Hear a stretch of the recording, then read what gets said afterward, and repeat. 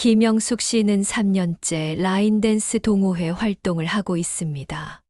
매주 화요일과 목요일, 동네 문화센터에서 반가운 얼굴들과 만나 함께 춤을 추며 즐거운 시간을 보내왔죠. 어제 카톡방에서 우연히 보게 됐어요. 회원들이 다 같이 북한산에 등산 가서 찍은 사진이더라고요. 저한테는 아무도 연락도 없었는데 5년 넘게 알고 지낸 언니들도 있었는데 웃으면서 찍은 사진들 보니까 마음이 너무 아프더라고요. 영숙 씨는 며칠째 마음이 무겁습니다. 내가 무슨 잘못이라도 했나? 나이가 좀 많다고 배제하는 걸까? 내일 그들을 보면 뭐라고 얘기하지 하는 생각에 잠도 잘 오지 않았습니다. 동호회 모임은 단순한 취미 활동이 아닙니다. 우리 나이에는 새로운 관계를 만들기가 쉽지 않은데 같은 취미로 만난 동호회원들과의 관계는 소중한 인연이 되곤 합니다. 하지만 이런 서운함을 어떻게 표현해야 할까요? 왜 나만 빼고 갔어요? 라고 직접적으로 물어보자니 관계가 더 서먹해질까 걱정되고 그렇다고 모른 척 넘어가자니 앞으로도 계속 소외될 것 같은 불안감이 듭니다. 60이 다 되어 사귄 친구들이라 나에게는 너무나 특별한 관계이거든요. 이 나이가 돼서 다시 동호회에서 새로운 관계를 만든다는 것이 얼마나 에너지가 소모된다는 것을 너무나 잘 알기에 두렵기도 합니다. 안녕하세요. 지혜 그리고 행복 채널에 오신 것을 환영합니다. 중장년이 되어도 섭섭함과 서운한 감정을 다루기란 무척 어려운 일입니다. 오늘은 이런 서운한 감정을 해결할 수 있는 노하우를 나누고자 합니다. 구독, 좋아요, 알림 설정은 저에게 큰 힘이 됩니다. 젊었을 때야 너무 많은 관계 속에서 감정이 상해 먼저 상대방을 차단하거나 매몰차게 돌아선 적도 있지만 나이가 들고 돌아보니 중요하지 않은 관계는 하나도 없었다는 것을 깨닫게 되었어요. 거절을 당하더라도 어른답게 행동하자 생각했지요. 영숙 씨는 고민 끝에 동호회 회장님께 개인 연락을 했습니다. 모른 척 하기보다 솔직하게 이야기하는 것이 혼자 오해하고 끙끙 앓는 것보다는 현명한 생각이라 믿고 전화를 드렸습니다. 회장님, 잠시 시간 괜찮으신가요? 제가 드릴 말씀이 있어서요. 동호회에서 등산을 다녀오셨더라고요. 등산은 즐거우셨나요? 저는 연락을 받지 못했는데 사실 지난번 등산 모임 사진을 보고 많이 서운했어요. 제가 무슨 잘못이라도 했나 걱정도 되고 혹시 제가 알지 못하는 단체 모임이 따로 있는 건가요? 회장님은 영숙 씨의 말에 미안한 마음을 표현했습니다. 아이고, 미안해요, 영숙 씨. 그동안 카톡방 공지에 답글을 안 달아주셔서 참여하기 어려우신 줄 알았어요. 우리가 먼저 여쭤보지 않은 것도 실수였네요. 알고 보니 영숙 씨는 카톡 공지를 제대로 확인하지 않았고 회원들은 답글이 없어 불참하는 것으로 생각했던 겁니다. 아, 그러셨구나. 제가 제대로 확인을 못했네요. 죄송합니다. 앞으로는 제가 공지사항도 잘 확인하고 답글도 꼭 달도록 하겠습니다. 영숙 씨 솔직하게 말씀해 주셔서 감사해요. 저도 회원님들께 개별 연락을 더 잘 드려야겠어요. 다음 주 토요일에 남산 걷기 모임이 있는데 영숙 씨도 꼭 함께 해요. 이렇게 서로 솔직한 대화를 나누고 나니 영숙 씨의 마음이 한결 가벼워졌습니다. 이렇게 간단한 것을 며칠을 소갈이 했네요. 서운한 감정이 들 때는 감정을 숨기지 말고 적절한 때를 골라 표현하기. 상대방을 탓하기보다 자신의 감정을 솔직히 말하기. 서로의 입장을 이해하려 노력하기. 이렇게 대화하니 오히려 관계가 더 깊어졌고 다음 모임부터는 더 적극적으로 참여하게 되었답니다. 오늘은 우리 인생의 황금기를 살고 계신 분들과 함께 서운함이라는 감정에 대해 이야기 나누고자 합니다. 자식들이 명절에도 얼굴 한번 비추기 힘들다고 하네. 퇴직하고 나니 옛 직장 동료들과 연락이 뚝 끊겼어. 손주 돌보는 게 당연하다고만 생각하는 것 같아. 이런 마음 한 번쯤 다들 느끼셨을 텐데요. 우리 나이가 되어도 서운한 감정은 여전히 찾아옵니다. 평생 자식 키우고 가정을 일구느라 애썼는데 정작 우리의 마음은 제대로 이해받지 못한다고 느낄 때가 많죠. 오늘은 우리 세대가 특히 많이 느끼는 서운함에 대해 함께 이야기해 보려고 합니다. 나이가 들수록 서운함을 표현하기가 더 조심스러워집니다. 나이 든 사람이 왜 이러나 하는 시선도 걱정되고 자식들에게 부담을 주고 싶지 않은 마음도 있죠. 하지만 이런 감정을 잘 다루면 오히려 가족과의 관계가 더 깊어질 수 있습니다. 우리도 한 인간으로서 서운한 감정을 느낄 수 있고 이를 현명하게 표현하는 법을 배워야 합니다. 자녀들과의 관계에서 생기는 서운함을 어떻게 지혜롭게 표현할 수 있는지 알아보도록 하겠습니다. 지난 이야기에서 영숙 씨는 라인댄스 동호회에서 느낀 서운함을 잘 해결했습니다. 이번에는 가족 관계에서 생기는 서운함과 해결 방법을 이야기해 보려고 합니다. 영숙 씨의 며느리는 아이들 학원 방학 특강 때문에 명절에 못 온다고 연락이 왔습니다. 아이들 교육이 중요하지만 나도 손주들이 보고 싶은데 3살까지 키워줬건만 그렇게 해봤자 자기들 마음대로 하니 며느리한테 서운하다고 말하면 부담스러워할까봐 걱정되기도 하고 괘씸하기도 하고 복잡한 마음이 들었습니다.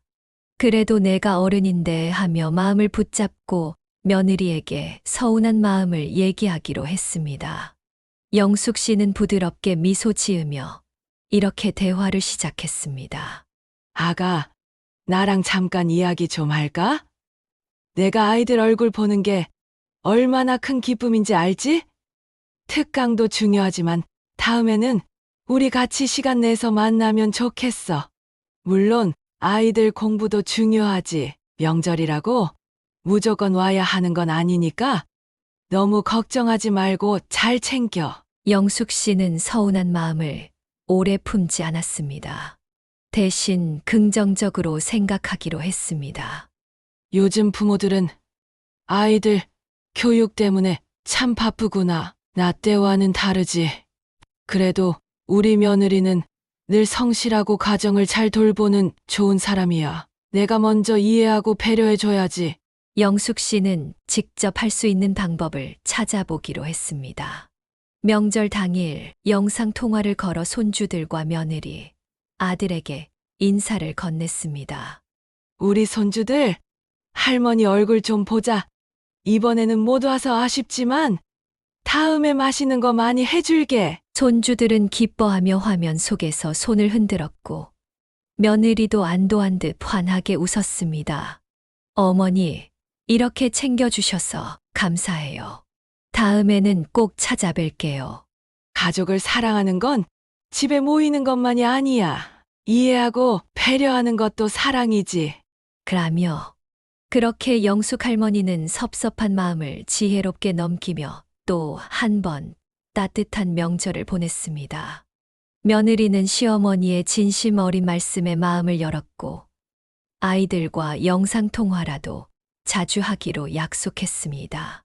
서운함을 해결하는 지혜로운 방법, 비난이나 원망 대신 나의 감정을 솔직히 표현하기, 상대방의 입장도 이해하려 노력하기, 적절한 타협점 찾기. 이렇게 대화하면 관계가 더 깊어질 수 있습니다. 영숙아, 너는 요즘 뭐 하고 지내? 모두의 시선이 그녀에게 향했습니다. 뭐라고 대답할지 몰라 영숙 씨는 순간 머뭇거렸습니다. 그냥 조용히 지낸다고 하면 너무 초라해 보일까? 괜히 내 이야기가 재미없으면 어쩌지? 그냥 별일 없이 지내고 있어. 동창 모임에서 매달 겪는 일입니다. 짧은 대답에 친구들은 잠시 조용해졌고, 이내 다시 손주 이야기로 화제가 옮겨갔습니다. 그 순간 영숙 씨의 가슴 한쪽이 싸하게 저려왔습니다. 그렇게 모임은 끝이 났고, 집으로 돌아가는 길, 영숙 씨는 쓸쓸하고 섭섭했습니다. 그래도 친구들이 손주들이 없었을 때는 서로의 안부를 묻거나 자기 개발 등으로 이야기가 풍성했는데, 이제는 손주들 자랑, 자식 자랑 밖에 대화거리가 없는 것이 서운했습니다. 자랑할 것 없는 저는 소외감이 계속 커져가네요. 나도 나름대로 열심히 살아왔는데 왜 이렇게 내가 뒤처진 것처럼 느껴질까? 그날 밤 침대에 누웠지만 좀처럼 잠이 오지 않았습니다. 저의 마음속에는 알 수 없는 서운함과 외로움이 천천히 퍼져가고 있었습니다. 요즘은 다들 해외여행 다녀온 이야기, 손주 영어 유치원 보낸 이야기만 하더라고요. 저는 그런 이야기에 끼지도 못하고 마치 제가 구닥다리 같아 보여서 창피했어요. 그날 모임이 끝난 후 영숙 씨는 마음이 무거웠습니다. 하지만 혼자 속상해하기보다는 솔직하게 이야기해 보기로 했습니다. 영숙 씨는 용기를 내어 가장 친한 동창에게 속마음을 털어놓았습니다.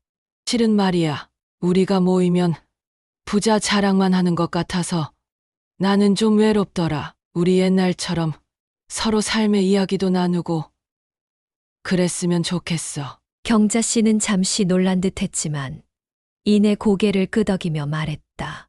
나도 가끔 그런 생각했어. 다들 겉으로는 잘 사는 것 같아 보이지만 사실 누구나 고민이 있잖아. 이 대화를 계기로 다음 동창 모임에서는 분위기가 조금 달라졌습니다. 처음에는 여전히 여행과 손주 이야기가 오갔지만 영숙 씨가 자연스럽게 화제를 돌리면서 다른 이야기를 유도하기도 했습니다. 요즘 나는 유튜브를 시작했어. 처음에는 어렵더니 조금씩 재미있더라고. 정말 나도 뭔가 새로운 걸 해보고 싶었는데 어떻게 시작했어? 그렇게 하나둘 각자의 고민과 도전 이야기가 나오기 시작했습니다. 누군가는 건강 문제로 힘들었던 이야기, 또 누군가는 가족과의 관계에서 겪은 어려움을 털어놓았다. 서로가 겉으로만 화려한 인생을 사는 것이 아니라 크고 작은 고민 속에서도 최선을 다하고 있다는 걸 깨닫게 되었어요. 모임이 끝날 즈음 친구들은 우리 다음에는 다 같이 가벼운 산책 모임 어때? 좋아. 또 만나서 이런 이야기 나누자. 내가 먼저 솔직하게 이야기하길 잘했어. 나만 그런 게 아니었구나. 그날 이후 동창 모임은 더 편안하고 따뜻한 공간이 되었습니다. 겉으로 보이는 모습이 아닌 서로의 진짜 이야기를 나누는 친구들로 남게 되었습니다. 동창들과 진솔한 대화가 이어졌고, 이제는 각자의 어려움과 고민도 나누는 사이가 되었습니다. 현명한 대화의 핵심입니다. 나는 이렇게 느꼈어 라고 주어를 나로 시작하기. 감정을 숨기지 말고 신뢰하는 사람에게 먼저 표현하기. 상황을 개선할 수 있는 구체적인 제안하기. 이렇게 하니 40년 지기 동창들과의 관계가 더욱 돈독해졌답니다.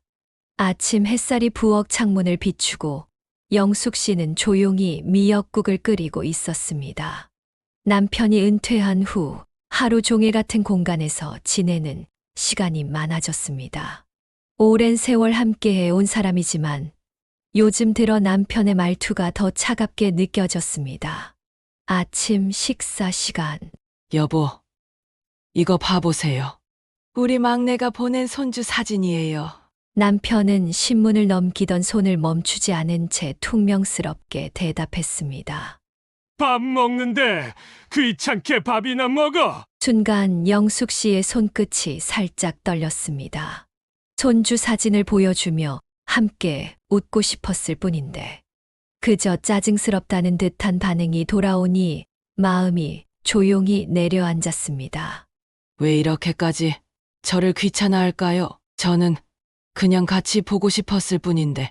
점심 준비를 하며 이번엔 기분 좋게 이야기해 보기로 했습니다. 오늘은 미역국 끓였어요. 남편은 눈길조차 주지 않은 채 말했습니다. 늘 하는 소리 그냥 밥이나 줘. 이번에도 허탈한 웃음이 나왔습니다. 예전에는 미역국 좋지 잘 먹을게 하시던 분이었는데 이제는 식사 준비도 당연한 일처럼 받아들여지고 고마움도 없었습니다. 저는 하루 종일 당신을 위해 밥을 짓고 이렇게나 신경 쓰고 있는데 당신에게 저는 그저 밥을 차려주는 사람일 뿐인가요? 그날 저녁 허리가 너무 아파서 침대에 누웠습니다.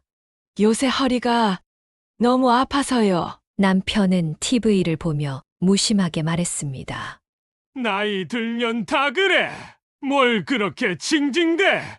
그 순간 영숙 씨의 가슴이 철렁 내려앉았습니다. 그래요. 나이 들면 아플 수도 있죠. 하지만 저는 그냥 당신한테 위로받고 싶었을 뿐이에요. 하루하루가 이렇게 지나간다면 앞으로 남은 시간들은 어떻게 될까요? 매일 같이 얼굴을 마주해야 하는데 이제는 그 시간이 두렵게만 느껴졌습니다. 평생을 함께 살아온 사람인데 왜 저는 점점 외로워지는 걸까요? 눈을 감았지만 마음속의 서운함과 외로움은 쉽게 가라앉지 않았습니다. 다음 날 아침 오늘도 매일 같은 하루가 시작되었습니다. 하지만 오늘은 다릅니다. 그녀는 마음속으로 생각했습니다. 남편도 어쩌면 표현하는 방법을 모르는 걸지도 몰라. 하지만 내가 먼저 바뀌면 우리 관계도 달라질 수 있겠지. 그날 이후 영숙 씨는 남편의 말투에 상처받기보다 조금 더 유연하게 받아들이기로 했습니다. 아침 햇살이 부엌 창문을 비추고 영숙 씨는 아침 식사 준비를 합니다. 아침 식사 시간, 영숙 씨는 따뜻한 목소리로 말했습니다. 여보, 이거 봐보세요. 여행 때 찍은 사진이 왔어요. 남편은 신문을 넘기던 손을 멈추지 않은 채 퉁명스럽게 대답했습니다. 뭘 자꾸 귀찮게 해? 나중에 보면 되잖아. 예전 같았으면 서운한 마음을 속으로 사기며 조용히 물러났겠지만 이제는 달라지기로 했습니다. 그녀는 부드럽게 웃으며 말했습니다. 그럼요. 나중에 보셔도 되죠. 저번에 여행 갔던 사진을 지영이 엄마가 보내줘서 같이 보자고 한 거예요. 이따가 시간 나시면 같이 봐요. 남편은 아무 말 없이 신문을 넘겼지만 그 순간 짧게나마 머뭇거리는 것이 느껴졌습니다. 그날 저녁 허리가 아파서 침대에 누웠습니다. 요새 허리가 너무 아파서요. 남편은 TV를 보며 무심하게 말했습니다. 나이 들면 다 그래. 뭘 그렇게 징징대? 예전 같았으면 서운했겠지만 이번에는 그대로 넘기지 않기로 했습니다. 영숙 씨는 부드러운 목소리로 말했습니다. 맞아요. 나이 들면 여기저기 아플 수밖에 없죠. 그래도 저는 당신이 어디 아프시면 걱정돼서 챙겨드리잖아요. 서로 그렇게 보살펴주면서 사는 게 부부 아니겠어요? 남편은 순간 아무 말 없이 TV 화면만 바라보았습니다. 그러더니 슬그머니 말했습니다. 허리 아프면 바스라도 붙이지 그래. 비록 투박한 말투였지만 영숙 씨는 그 속에 담긴 작은 변화가 느껴졌습니다. 그의 차가운 말투 속에서도 따뜻함을 찾고 때로는 자신이 원하는 감정을 솔직하게 표현하며 조금씩 관계를 변화시켜 나가기로 했습니다. 부부로 살아온 세월이 헛되지 않도록 앞으로의 시간은 더 따뜻하게 만들어 가야지.